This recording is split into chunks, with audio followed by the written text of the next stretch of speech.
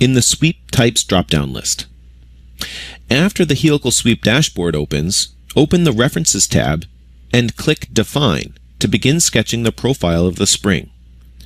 In this example, we're going to sketch the spring's profile on the front datum plane in a 2D orientation.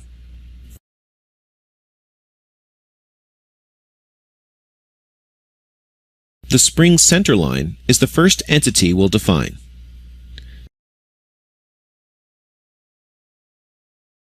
This will be the center axis of the spring, the axis of revolution.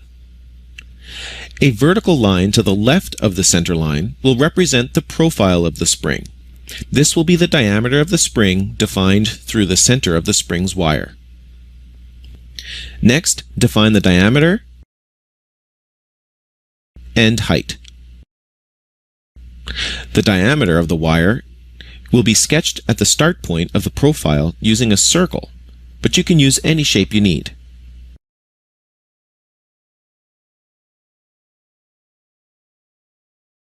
The helical sweep dashboard makes it easy to edit the pitch value of the spring as well as toggle the spring from a right-hand to left-hand turn. To finish the spring, however, we want to make sure the spring maintains 6 coils no matter how much it's expanded or compressed. To do this, we'll need to add a relation to the part. This relation will be used to control the spring's pitch as it expands and contracts. Go to the Tools tab and open the Relations dialog box. We can see that the height of the spring is D1, the pitch is D2, and the diameter of the spring is D0. We need to write a relation that says the pitch, D2, equals the height of the profile, D1, divided by 6. This will ensure that the spring will always have 6 coils.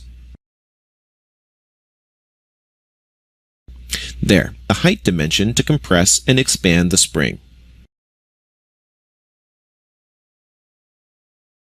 The helical sweep tool and its dashboard interface is a powerful combination that makes creating any spring in Creo Parametric quick and easy.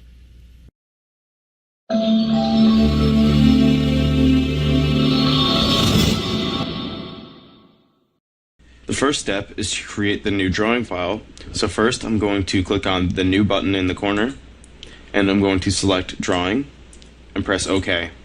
Now a dialog box is going to open and it's going to ask me for the default model. So I'm going to click on Browse, and I'm going to choose the drawing.part, and I'm going to leave the template as a C, and I'm going to press OK. The first thing I'm going to show you is how to move a part by clicking and dragging on it. So the first step is to highlight the part you want to move, then right click and uncheck Lock View Movement. Now when my cursor is over it, I can click on it and you can see I can move my feature wherever I want. Also notice that the other two features are going to stay in line with this feature regardless of where I move it. Another way of moving is by first highlighting the object you want to move, then right clicking and selecting Properties, and then in the Categories tab, click on Origin, and you could change the X and Y locations of that drawing view. So I'm going to change these values so that the X and Y locations are both going to be 5. And these measurements are going from the bottom left corner of the sheet to the center of that drawing view. And I'm going to click Apply. Another thing you can do while in the Properties tab is to change the view orientation. To do this, click on View Type, and then where it says Model View Names, I'm going to change it to Bottom and click Apply. Note that a dialog box is going to appear, and it's going to inform you that the other two views are also going to change because you reoriented this one. So just click Yes, and notice how the drawing changed. To add a projection view, click on Projection in the Model Views tab, then click on the view you wish to add the projection to, and then click where you want to add the projection. Notice that right now it's currently a shaded view and I want this to be hidden, so I'm going to right click and select Properties, and I'm going to click on View Display, and I'm going to change the display style from Follow Environment to Hidden. And I'm going to click Apply and Close. To change the scale, click on any of the projections, then right click and select Properties, then click on Scale in the Categories tab and select Custom Scale, and I'm just going to make this 0.05 and click apply. Notice that when you change the scale, a scale note is going to be created. I'm just going to move this note down into the corner. Now I want to add a general view to my drawing, so I'm going to click on General, and I'm going to click Default and press OK. And now I'm going to click where I want the general view to be, so I'm going to click in this empty corner over here. Now let me just move this dialog box so you can see the general view. Right now the model is set to default orientation, and you could change the default orientation from trimetric to isometric or user defined, but I'm just going to leave it as trimetric and click apply and press close. With general views, it is often okay to leave it as a shaded view. Unlike when creating a projected view, you want it to be hidden.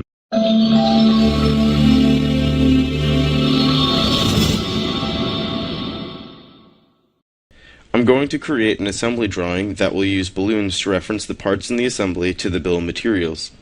The first step is to click on the Table tab, then select the table icon, click on Quick Tables, and choose BOM Description Down. Now you're going to be prompted on where you want to place it. I'm going to place it in this bottom right hand corner. Now I'm going to make the corresponding balloons, and there are a few different ways to do this. One way is by clicking on Create Balloons and selecting Create Balloons All. This will create balloons only on the main view that the projections stem from. You can move the positions of balloons by first highlighting them and then clicking on the white boxes. And also notice that when one balloon is highlighted, it is also highlighted in the bill of materials, and vice versa. To clear balloons, click on the Balloons tab and select Clear Region, and then choose Yes. You can also create balloons based on a view. To do this, click on Create Balloons and select Create Balloons by View, then click on the view you want to create the balloons on. I'm going to choose this projection. And again, to get rid of the balloons, I'm going to click on the Balloons tab and click Clear Region and choose Yes. Now lastly, I will create balloons by component. So first I'm going to click on Create Balloons. Now I'm going to say Create Balloons by Component. And now you can select one or more items. So I'm just going to first select this plow, then click down on the scroll wheel, and notice that the balloon was created. Now I'm going to do this again, and I'm going to do multiple items. Now I'm going to create the balloons by component one more time, but this time I'm going to select the references on the model tree.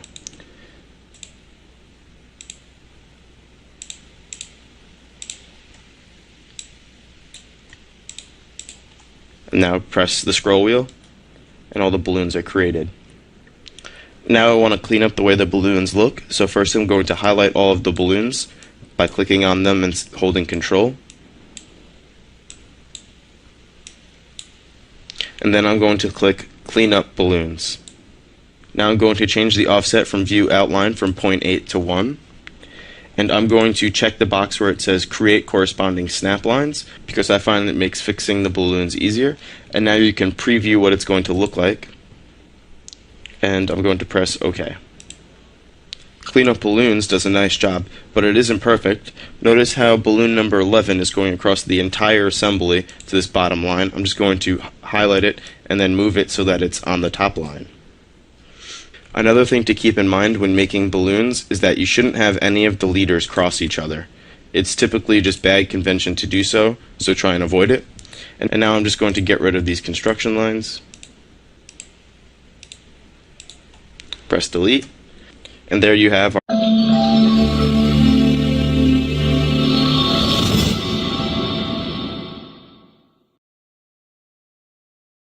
An auxiliary view is a type of projection view that is projected at a right angle from a selected surface or normal to a selected axis.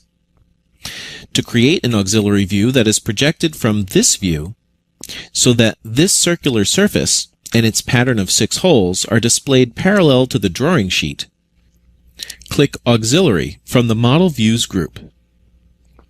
If the selected direction reference is an edge, surface, or datum plane, then the view is projected at a right angle to the reference.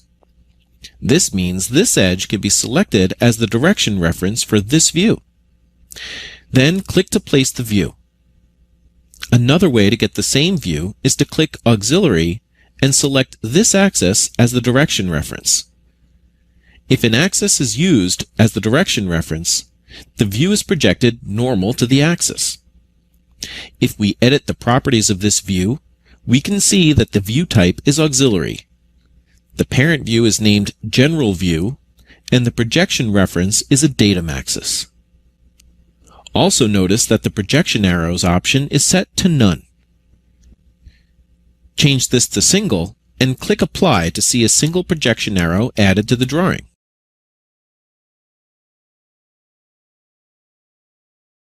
Change the option to double and click OK to add a double arrow projection arrow. Creating and configuring auxiliaries is easy in Creo Parametric.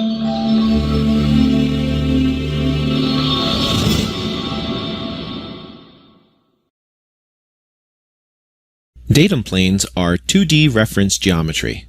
They have no mass and are infinite in size.